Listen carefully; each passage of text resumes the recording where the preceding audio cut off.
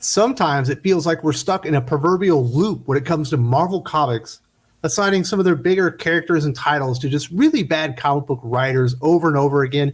Feels like possibly they've just run out of talent, or maybe their editorial staff just don't know anyone better. One of the most recent examples is Alyssa Wong failing her way up to Deadpool, which is kind of a good sign for the company. They're being a little bit less racist with their hiring practices. She's actually being allowed to write a non-Asian character, which I guess is a plus for Marvel Comics.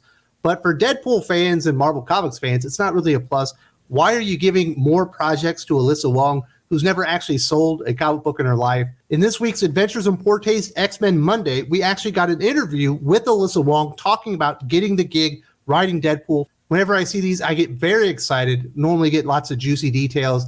In here, Alyssa Wong once again exposes the terrible, terrible hiring practices by X-Men group editor Jordan White. I believe they're trying to build up the hype for this Deadpool series. When Marvel revealed the new Deadpool will be loaded with riotous violence and relentless body horror in their official press release, the body horror presumably begins as our titular character finds himself pregnant. While a male becoming pregnant isn't exactly unusual for Marvel, as it's previously happened with Eddie Brock, it'll certainly be a more chaotic experience with Wade Wilson's Deadpool at the center. While I'm certain with all the things going on in modern society today with men being pregnant, and I guess there's a debate about that or whatever, this will certainly generate some headlines and rankle some feathers here and there. Me personally, I think if you're going to do something really weird and off the wall, Deadpool is the character. If you want some necrophilia jokes, Deadpool's your go-to guy. If you want some cannibalism jokes, you go to Deadpool. If you want a male character pregnant in the Marvel Comics universe, Deadpool kind of seems like the character that you would go to. So that personally doesn't really bother me. It kind of fits in with the style and the vibe and the feel of Deadpool, especially within Marvel Comics in the past. Certainly feels like something Rick Remender would have loved doing with the character. Rick Remender, in my opinion, probably has the best voice and ideas as far as how to execute Deadpool in the Marvel Comics universe. Coming in a close second to me would be like a Joe Kelly and whatnot. So I don't know. That feels like it's definitely in play, in bounds with the Deadpool character. But once you start getting into this interview where Adventures in Poor Taste start asking questions to Alyssa Wong, you can see why this might not have been the best choice possible. First question, let's go back to the beginning. How did this opportunity come about? This is what old Alyssa Wong had to say. I happened to meet Jerry Duggan on Free Comic Book Day. He was so nice and asked me if I'd ever be interested in writing something for the X Office. Later, Jordan D. White reached out for a chat. I pitched him a truly terrible non-Deadpool idea. He was quite gracious about it. While we were talking comics, Deadpool came up. I love writing mouthy wildcard characters with dubious morality, deep emotional scars, and a long string of antagonistic relationships. And I had such a good time playing with that comic format while writing my short Young Avengers story for Marvel Voices Pride 2022. Deadpool seemed like a great fit. There's only two people in the world after reading your Marvel Voices Pride special story that thought, this is the perfect fit for Deadpool. Unfortunately, Jordan D. White is one of them. He's so incompetent. She never even pitched Deadpool. They pitched her. She came in with a story that she admits was truly awful. Like it shouldn't have been printed. And it was so bad, Jordan White said, you know what? Let's elevate you to writing one of the few solo characters that can carry a title within the Marvel Comics universe ongoing and has $1 billion potential in the future in other mediums for Disney and Marvel Studios and the MCU. I don't understand how anyone comes to these decisions, but every single time they hire somebody in the X-Men office, this is essentially the story that you get. I had no interest in the title.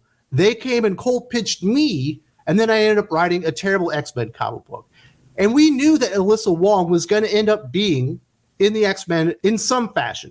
If you get on the X-Men Slack, like you write a short story, you're part of an anthology, you write a fill-in story, all of a sudden, you're going to get some projects in the future. You just have to get them in the door. I guess it's like a little scheme that they've got going in. The powers that be in the X-Men office, like the real powers to be, not Jordan White. I'm talking Vita Ayala, Teenie Howard, Leah Williams. They know. They get someone in the X-Men Slack, they can essentially make Jordan White put them on a real comic book series, like an ongoing or a big mini-series moving forward. The same thing happened with Steve Orlando, and it's continuing to happen with Alyssa Wong right here. At some point, there needs to be a higher standard to writing X-Men.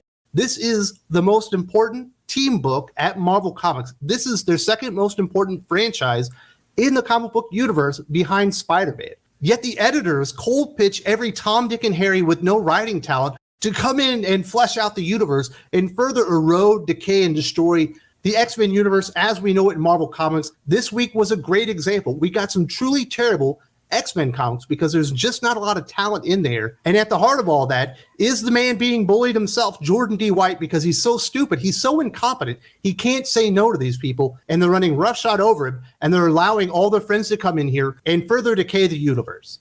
The next question. What was your favorite Deadpool story arc or run? Most of you are hoping to hear Rob Liefeld, Fabian Nicienza. Hell, even Gail Simone's isn't all that bad. Joe Kelly, great Deadpool writer. Rick Remender, one of the best voices for Deadpool. She has taken none of the above. This is what Alyssa Wong says. Oh man, I'm a huge fan of Jerry Duggan and Brian Posen's Deadpool. Like all of it, it's weird and charming and fun, and that's the magic combination for me. Yet another disturbing trend with all these new writers when they say, hey, what is your big influence on this character or this team or what you're going to do in X-Men? They always go to like the worst runs possible. We've heard people say that X-Men 3, like The Last Stand, was their big influence for X-Men. You're like, I can't believe you're letting people write X-Men comics that like that movie. It was complete trash. And now we have a really cool character like Deadpool that's been done right, really, really well, only a handful of times. Jerry Duggan wasn't one of them. And certainly at the beginning, obviously with Brian Posen co-writing with him, who's an actual comedian, it was more bearable. But as soon as he moved off and you had no one funny in the room to keep the jokes flowing and make the comic book kind of bearable, like it really exposed Jerry Duggan for what a hack he was on the character of Deadpool. Duggan has done some good things in the past, specifically with Conan, Savage Avengers, and whatnot. But his voice for Deadpool is truly awful.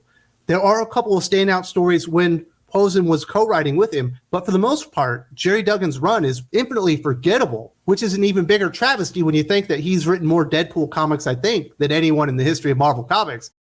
Why couldn't you see Rick Remender? Uncanny X-Force was such a short run, and it's the perfect way to use Deadpool in the modern comic book universe. You can go a little bit older school. Joe Kelly had a fantastic run with Deadpool, with Cable, and really did some fantastic things and showed how this character can be utilized in the greater Marvel universe to realize some really good comic book storytelling. Yet she's going for not the worst run, but one of the worst runs in Deadpool comic book history because Jerry Duggan got her the job in the office. So I guess I should read Jerry Duggan Deadpool rather than going out there and find the very best Deadpool comic books available. This is a troubling trend happening with every single writer in the X-Men office these days. It's very disappointing. When asked what the immaturity level of your Deadpool series is going to be on a scale of 1 to 10, this is what Alyssa Wong had to say. If 1 is squeaky clean and 10 is middle school poop jokes, I think I'd rate this series a level 4 or 5. There are a lot of very stupid jokes and bizarre body stuff, and Deadpool just wants to smooch so badly. But I never want to get too mean about it. Being mean is easy, and there are lots of other ways to be an annoying, entertaining ding-dong without it. This is basic misunderstanding of Deadpool. You need to be at a 10 if you're writing a Deadpool comic book. This thing needs to be loaded with middle school poop jokes and dumbass humor, and it does need to be mean. But you need to be a good enough writer to write kind of with a mean spirit about it, but continue to make the character likable and empathetic and keep readers rooting for Deadpool, even though a lot of the times he does handle himself like he's about 12 years old. And there are lots of grotesque, stupid jokes in there. Being mean and unfunny is very, very easy. Being mean and funny at the same time while not destroying your character is very, very difficult. That's one of the real strengths of Rick Remender as a writer. And that's why I think his Deadpool, really, his voice for Deadpool is the best modern version of Deadpool that we've gotten. If Alyssa Wong really wanted to write great Deadpool, she would understand you need to embrace the stupid poop humor, you need to embrace the meanness, and you need to be able to do it all with a smile while not ruining the character at the same time. That's why Deadpool is so very difficult to write at a very high level.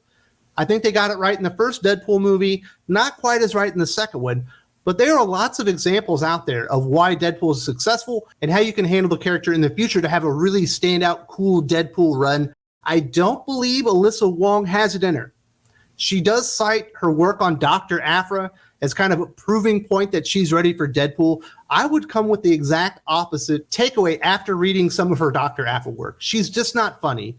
She's not mean-spirited. She's not a good comic book writer. She doesn't do adventure or action very well and is undeniably ill-suited for a character like Deadpool and certainly has not merited an opportunity to move up to a character of the stature of Deadpool, given the history that the character does have regarding sales and whatnot.